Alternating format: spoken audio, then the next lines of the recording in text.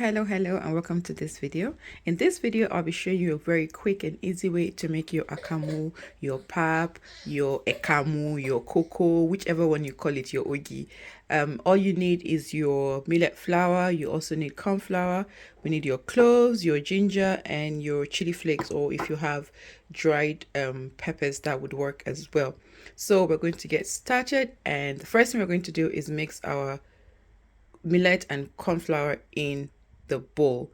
Just mix the powder together and then I'll show you what next to do. So personally, I prefer my akamu to be more millet than corn. So if you prefer it to be the other way, you can also make a bit more corn than millet, but this is how I prefer it. So I've put about 1.7 kg of millet, and the flour is about maybe 750 grams of flour as well. I'm going to mix it together. So I'm going to mix it all up together, make sure that everything is properly mixed up, and then I will add the I'll go to the next step, and then I'll go to the next step of the akamu. So now I've filled up my blender with water, so the cloves are in here, the ginger is in here as well. I didn't peel the ginger or take out any of the thing because I'm still going to have to sieve it. So just going to turn on the blender, blend, and then go to the next step. I'm done with the blending, and this is what it looks like. I'm going to take this mixture now and pour it into the millet and corn flour.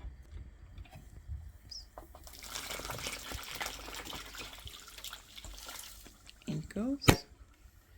Now the next part is just to mix this, just to make sure that it's fully incorporated inside. You have like a nice mixture, just like you're going to make akamu, akamu, or you're making yam powder or something. So that's what we're going to do now. Mix until it's fully incorporated. And I would need to add a bit more water into this. I'll show you what the consistency of water needs to be. Okay, so I'm still mixing, and it's easier to mix with your hand, honestly. So there's going to be a lot of lumps inside. You want to make sure that you take them all out. You want to do this until it's fully. This is the consistency that you're looking for. It could be a bit watery, tiny bit more watery than this, but you don't want it too watery, because when we sieve, we're still going to rinse the shaft, so we don't want to make this one too watery. Okay, so I have mixed it to my heart's content, and this is what it is now. Now this is a good time to taste if it's as spicy as you want. I like my akamu to be spicy, just have a bit of, that taste the ginger in it.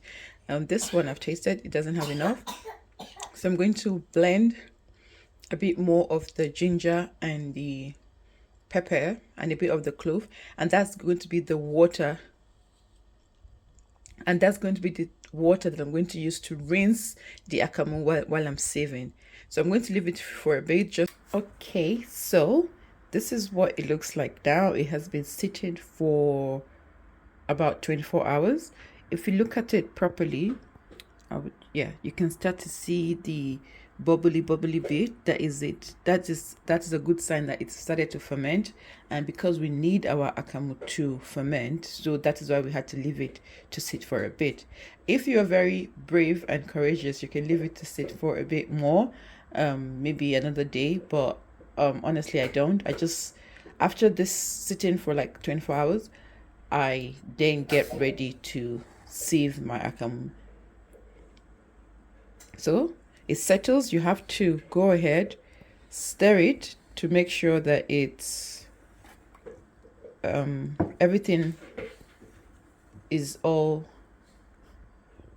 Sorry, I got distracted. You have to stir it in properly to make sure that the lumps are gone, and then you can start sieving. Okay, so now it's time for me to sieve my akamu. Unfortunately for me, I can't find my big sieve that I got from Nigeria. So I ordered this from Amazon, but it is too small. So this is going to take me a long time to get this all done. Yeah, so I'm just going to carefully carry on sieving and see it's coming out gently, and I will show you what it looks like when I am done. And remember, while you sieve, it's possible that like now I have the thick part, I can just keep adding a bit of water to it just to dilute it because it gets thicker towards the end. Yeah, so you just need to have water on standby that you're going to use to make this go quicker and easier. Yeah, so I'm going to carry on and I will see you guys when I am finally done. This is a million years later. I've finished sieving the first batch and it's in a bowl. So here's the shaft. So the two things, you can put a bit more water in here and try to sieve again. I don't think I'm going to do that. I'm too tired. But yeah, so this is my shaft.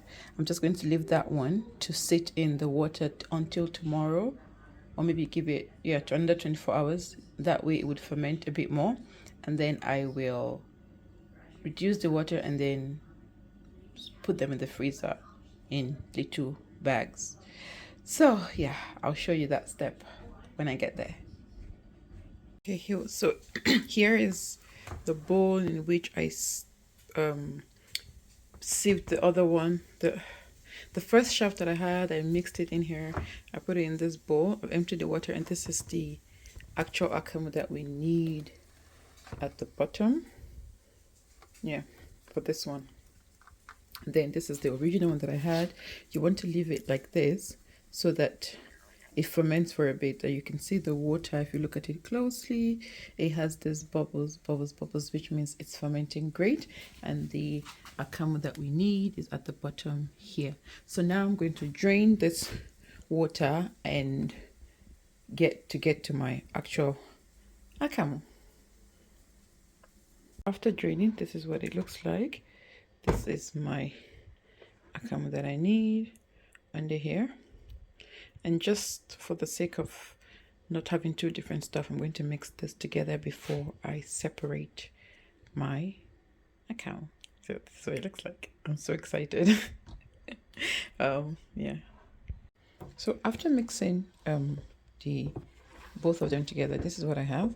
And I'd like to have the consistency that I'm going to use like for my akam when I need to make it. That way I don't have to put any water in it after it has defrosted. So this is the way it's going to be, because this is how my akam, this is the consistency that I need when I'm going to make it.